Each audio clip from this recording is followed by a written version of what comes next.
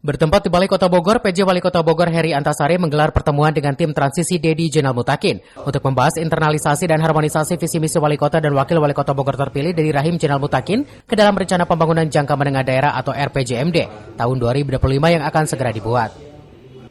Menurut Heri, tim transisi yang terbagi dalam 4 kelompok kerja atau Pokja sesuai visi misi Dedi Jenal ini akan bertugas untuk berkomunikasi di setiap saat dengan sekretaris daerah, para asisten, Badan Perencanaan Pembangunan Riset dan Inovasi Daerah, Bapperida, serta masing-masing organisasi perangkat daerah OPD terkait untuk membahas perihal visi misi tersebut secara spesifik.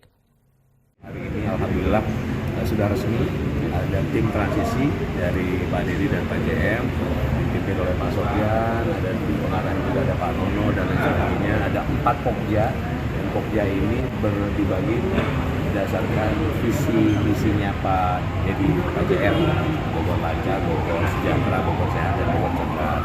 Jadi 4 Pokja ini. Tugasnya apa nanti? Tugasnya setiap hari, setiap saat, setiap jam berkomunikasi dengan OPD-OPD terkait untuk membicarakan berkaitan dengan yang pertama internalisasi harmonisasi visi misinya Pak Dedi JM ke dalam RPJMD yang nanti akan dibuat.